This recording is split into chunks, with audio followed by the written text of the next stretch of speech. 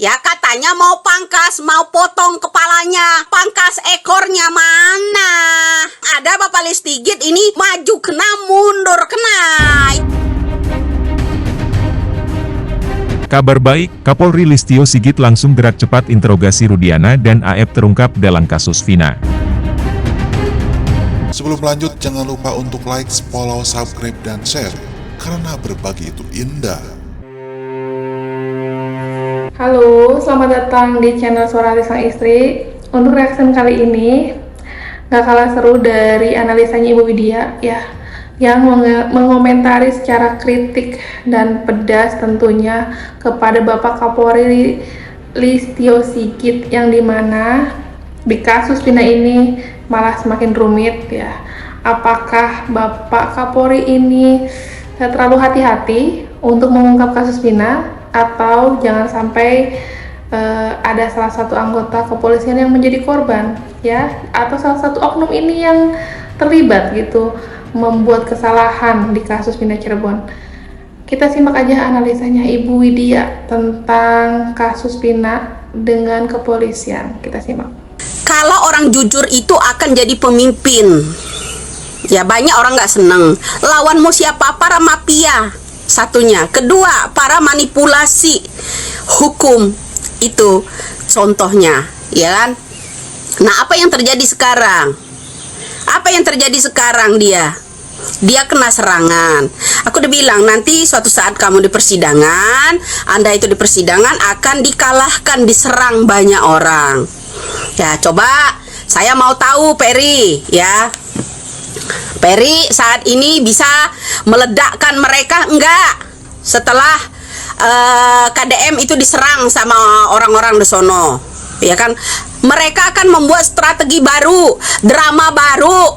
Itu yang selalu saya ungkapkan selama ini. Drama baru, serialnya nggak habis-habis, ya. Karena saya rangkum jadi satu ya. Kenapa?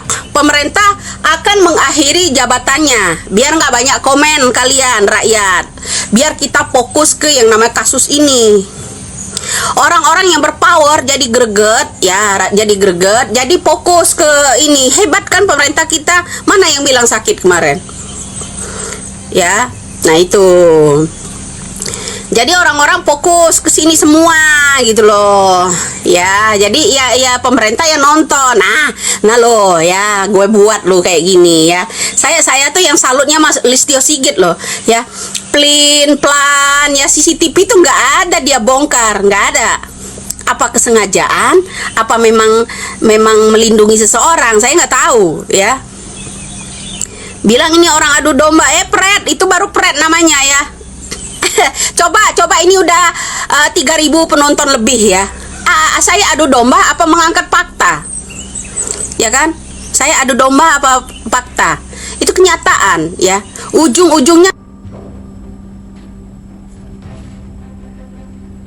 kenyataan itu.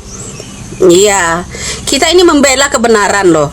Ya, membela kebenaran, keadilan untuk rakyat. Kita ini fakta. Kamu nggak terima dengan fakta itu sakit hati, memang menyakitkan. Ya kenapa?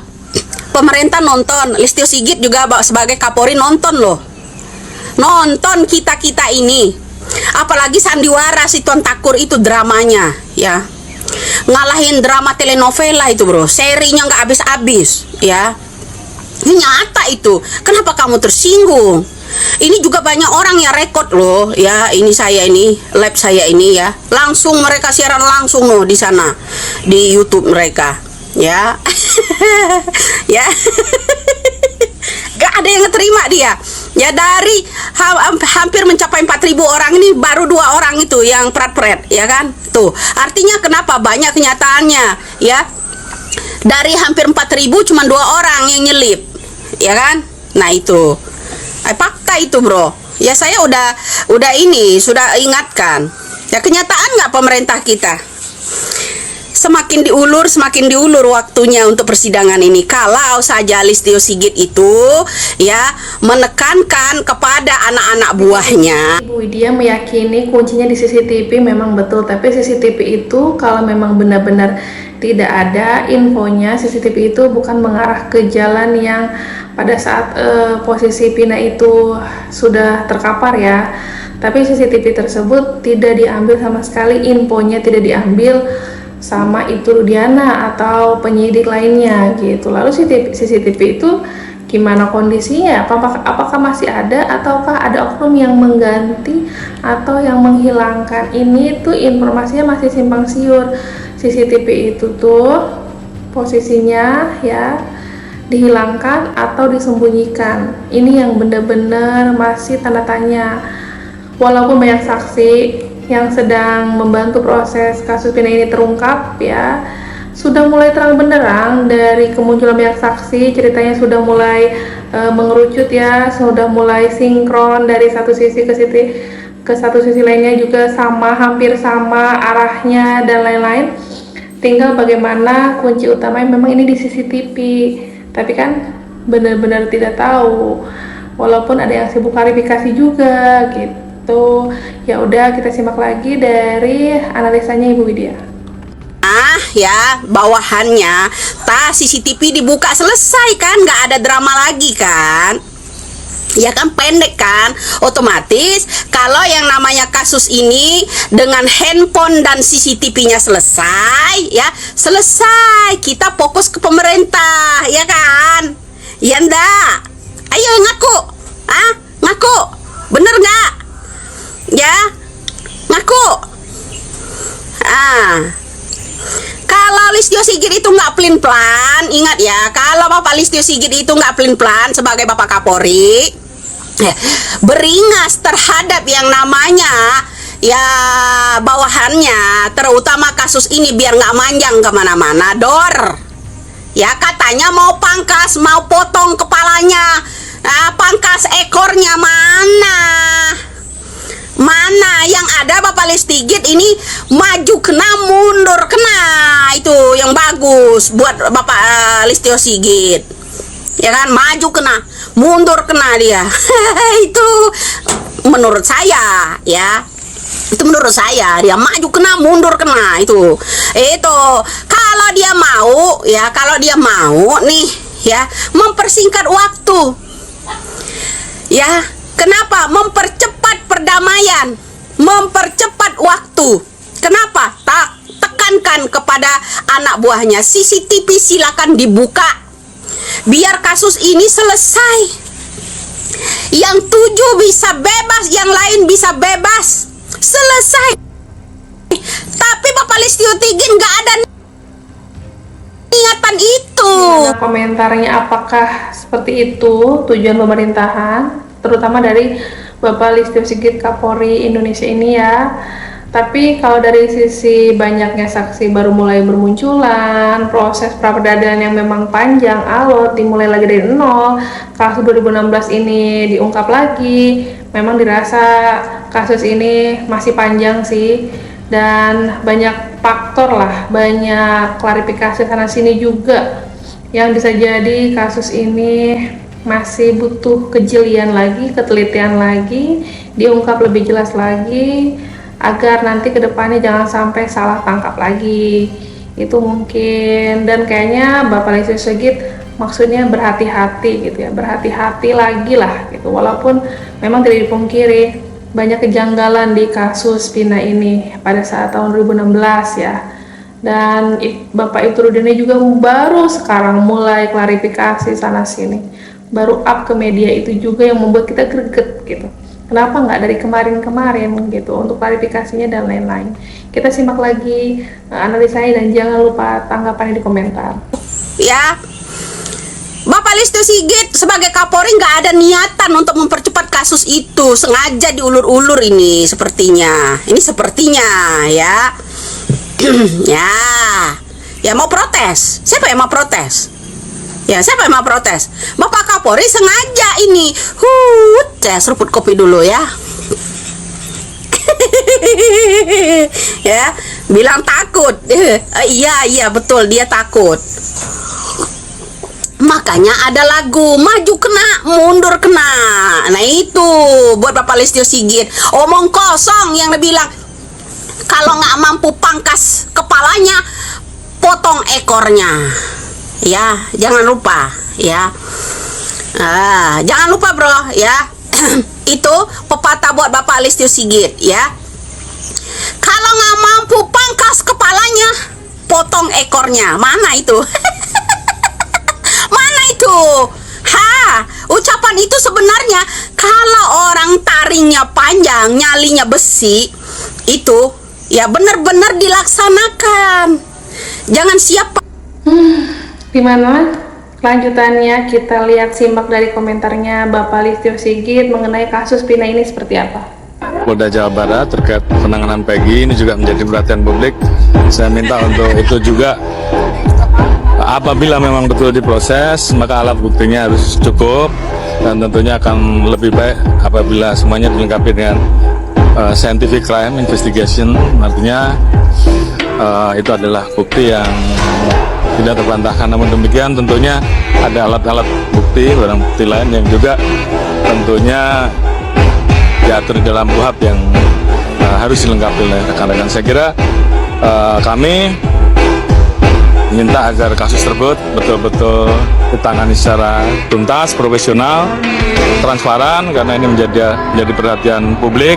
Pastinya ini udah semakin lama ya, sudah berbulan-bulan menjadi perhatian publik, dan ini tuh utamakan bukti ya, walaupun sekarang kebanyakan saksi gitu sih. Saksi juga membantu, tapi yang lebih membantu adalah buktinya kan sekarang benar-benar blur gitu, di mana CCTV itu dan lain-lain gitu, apakah mengarah ke 7 pelaku atau bukan.